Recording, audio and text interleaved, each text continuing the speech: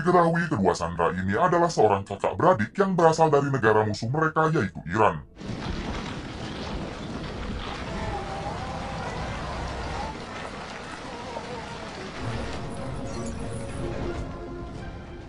Sesampainya di sana, seorang perwira bernama Qodir mengatakan kalau dari kedua sandera itu hanya ada satu yang akan dibebaskan. Mendengar hal tersebut, satu sandera bernama Hussein meminta adiknya saja yang dibebaskan. Sempat terjadi perdebatan antara Hussein dan sang adik, hingga pada akhirnya adiknya terpaksa menjadi orang yang akan pergi.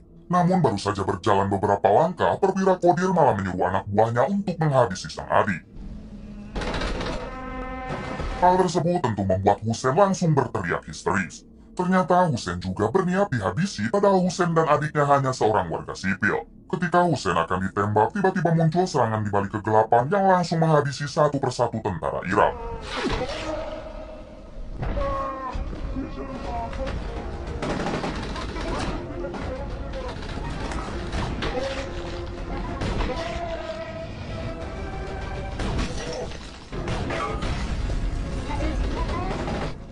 Diketahui kalau serangan tersebut berasal dari seorang legenda sniper Iran bernama Muhammad Abdul Zarin.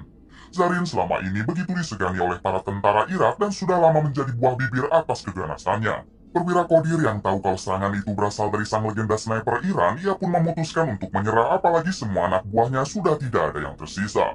Di sini Zarin akhirnya melepaskan Qodir karena ia tidak mau menghabisi musuh yang sudah pasrah atau menyerah. Itu Rosid berpidato di depan para tentara Irak. Rosid mengatakan kalau Zarin adalah seorang sniper yang tidak dapat disepelekan. Dia adalah orang yang gigih dan sangat berpengalaman, memahami setiap medan perang serta ahli strategi. Bukan hanya itu, Zarin juga merupakan orang yang handal dalam berkamuflase sehingga orang akan sulit mencari keberadaan Zarin, ditambah akurasi setiap tembakannya hampir 100%. Rosid memahami hal tersebut karena dulu ia pernah berhadapan langsung dengan Zarin di medan perang. Akan tetapi Zarin bukanlah Tuhan yang tidak bisa dikalahkan sehingga mereka tidak perlu minder melawan Zarin ketika bertemu dengannya. Kemudian Rosid memperkenalkan dua orang muridnya yang ia didik langsung menjadi sniper tangguh yang tidak akan kalah melawan Zarin. Diketahui kedua orang muridnya itulah yang akan dikirim Rosid untuk mengintai Zarin. Kemudian sebagai bukti dari perkataannya, Rosid akan mengetes kemampuan dari kedua muridnya tersebut, yaitu dengan cara menjadikan 3 orang tawanan sebagai target. Setelah satu tawanan tumbang, 2 orang tawanan lain mencoba untuk kabur. Namun dengan mudah mereka juga dapat dihabisi oleh kedua muridnya Rosid.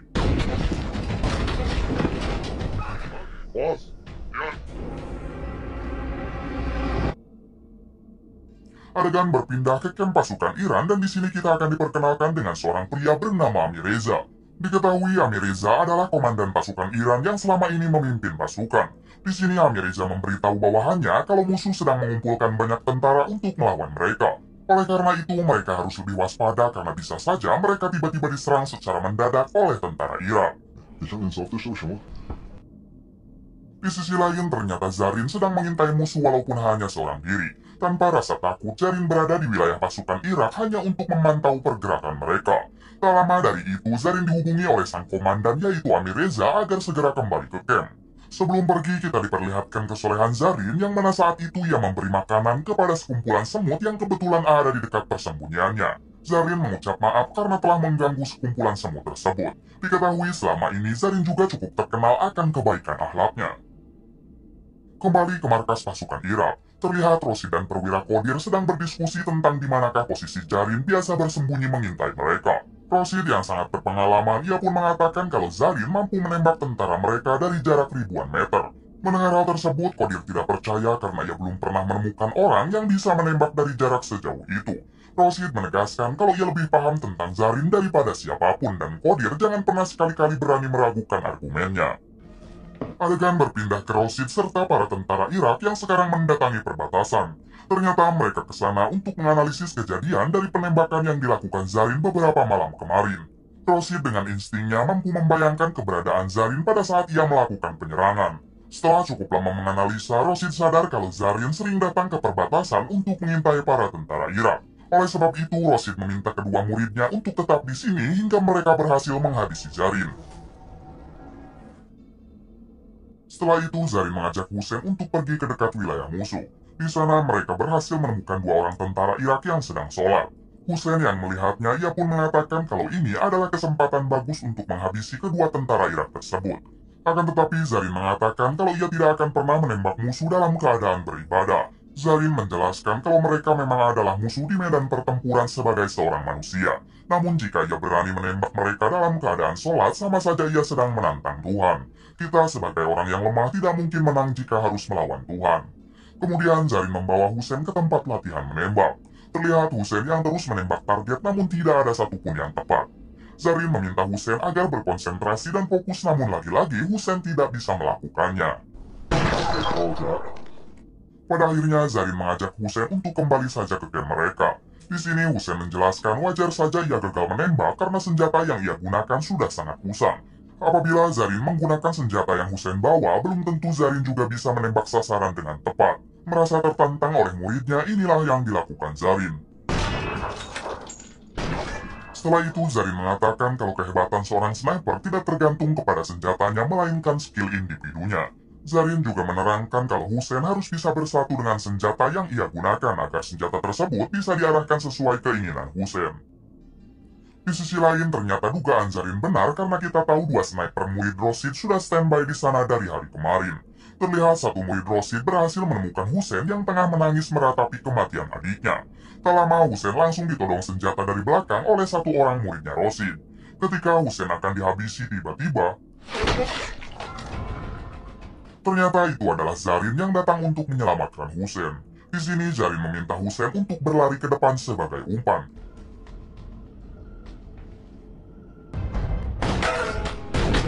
Hingga pada akhirnya Zarin berhasil menghabisi murid Rosid yang kedua.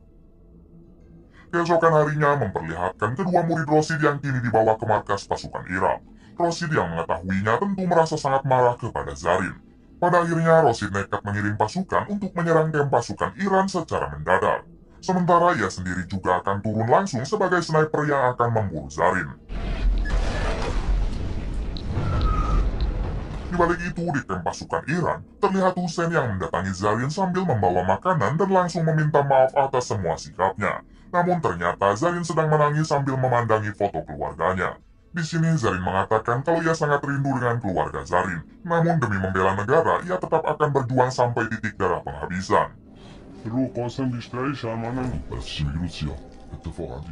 Di sisi lain, pasukan Irak yang dipimpin oleh Rosid kini sudah mendekat ke area kamp Iran. Serangan mereka diawali dengan Rosid yang menghabisi para pasukan Iran termasuk si sesepuh Iran yang berada di benteng pertahanan luar.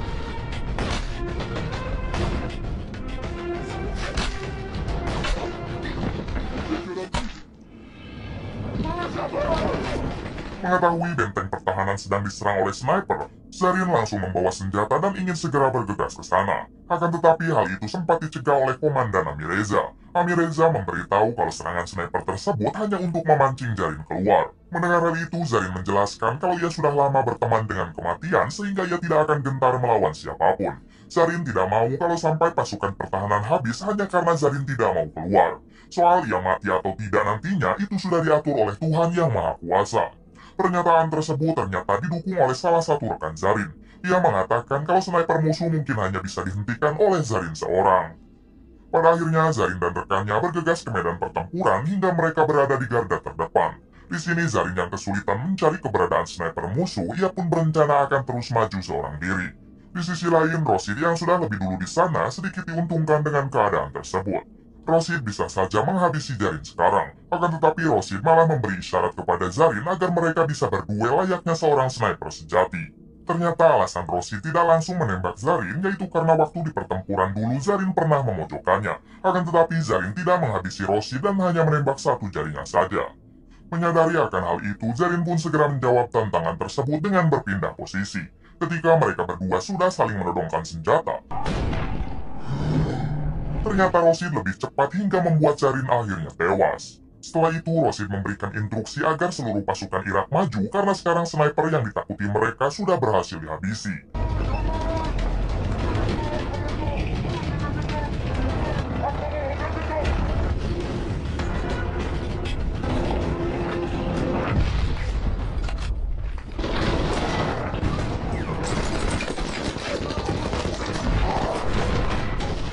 Serangan tersebut tentu membuat pasukan Iran sangat kewalahan mengingat persenjataan Irak jauh lebih lengkap dari pasukan Iran. Di balik itu, ternyata Zarin tadi cuma pingsan karena tembakan Rashid hanya mengenai samping kepalanya saja. Kemudian Zarin pun mulai menghabisi satu persatu tentara Irak.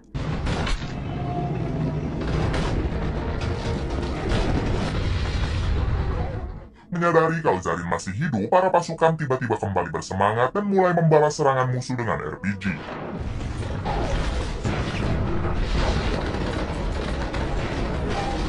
Terlihat tank-tank musuh yang selama ini disuplai Amerika berhasil dihancurkan oleh pasukan Iran hingga keadaan menjadi berbalik.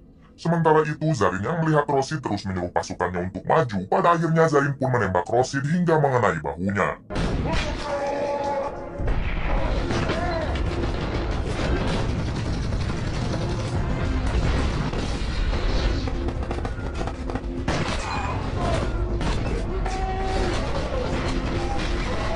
Singkat cerita, setelah memenangkan pertempuran, Zarin kembali ke kamp tentara Iran. Di sini Amir Reza dan yang lain berterima kasih kepada Zarin karena Zarinlah yang sudah membuat semangat pasukan Iran kembali berkobar.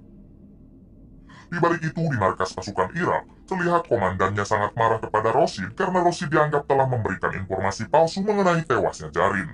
Rashid jugalah yang sudah menyuruh pasukan Irak untuk melakukan serangan mendadak, namun sekarang malah pasukannya yang kalah dalam bertempur.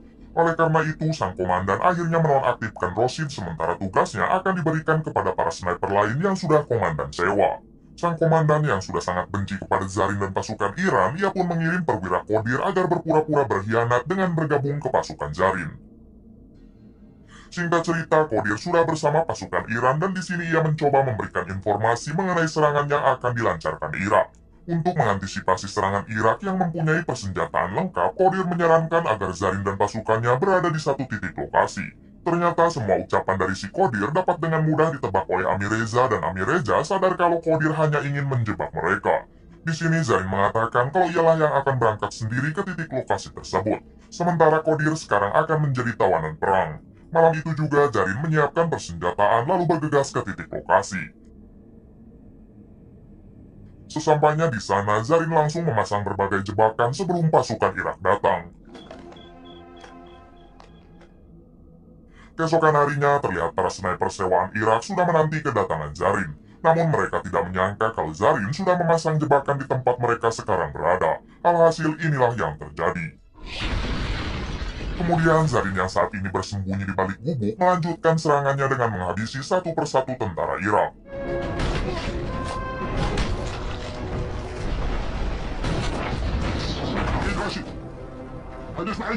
Menyadari rencananya sudah terbaca, komandan Irak kembali menghubungi Rashid agar Rashid juga ikut membantu.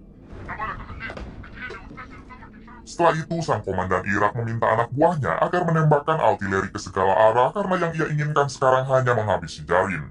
Di tengah pertempuran, satu sniper sewaan Irak yang masih selamat berhasil menemukan gubuk tempat Zarin bersembunyi. Tanpa pikir panjang, ia pun menembak Zarin sampai mengenai bahunya. Kemudian si sniper mencoba mendekat untuk memastikan apakah Zarin benar-benar sudah koat.